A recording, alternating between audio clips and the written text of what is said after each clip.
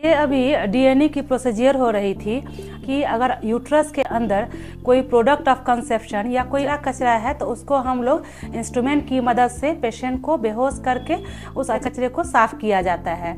यह बहुत ही छोटा प्रोसीजर है जिसमें कि पेशेंट का जो भी यूट्रस में गंदगी है उसे हम लोग निकालते हैं। ये प्रक्रिया हम लोग किन किन कंडीशन में करते हैं।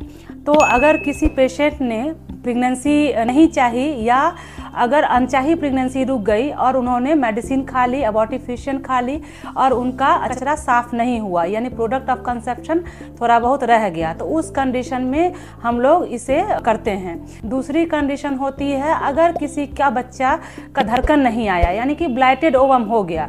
सिर्फ बच्चा प्रेगनेंसी टेस्ट हो जाना ही मायने नहीं रखता है। प्रेगनेंसी टेस्ट पॉजिटिव होना और बच्चे में धड़कन आना दोनों अलग अलग चीज़ होता है। अगर बच्चे में धड़कन आ जाती है तो वो प्रेगनेंसी कंटिन्यू होती है, लेकिन अगर बच्चे की ग्रोथ नहीं हुई तो वो बच्चे की अरेस्ट उसी समय हो जाती है, चाहे कारण कुछ भी हो।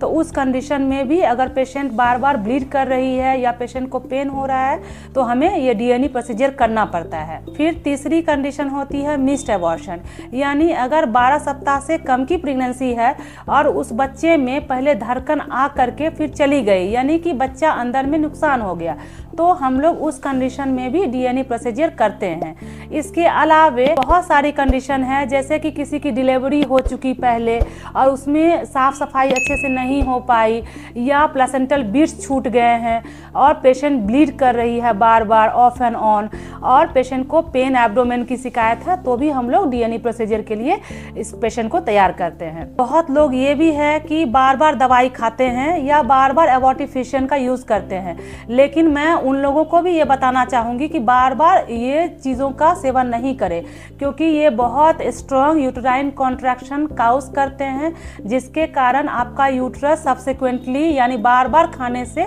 यूट्रस वीक हो सकता है, बच्चेदानी ढीला हो सकता है, बच्चेदानी कमज़ोर हो सकता है। तो बच्चेदानी कमज़ोर होने के भी बहुत सारे साइड इफ़ेक्ट हैं, बहुत सारे निगेटिव कंसिक्वेंसेस उनके हो सकते हैं। इसीलिए बार बार एबॉर्टिफिशियन यानी कि जो बच्चा खराब होने वाली दवाई है उसका सेवन नहीं करें और बार बार डीएनए प्रोसीजर भी एक पेशेंट का होना ये भी अच्छी बात नहीं होती है। होपफुली ये जानकारी आपके काम आएंगी। अपने नज़दीकी लोगों से शेयर करें। धन्यवाद।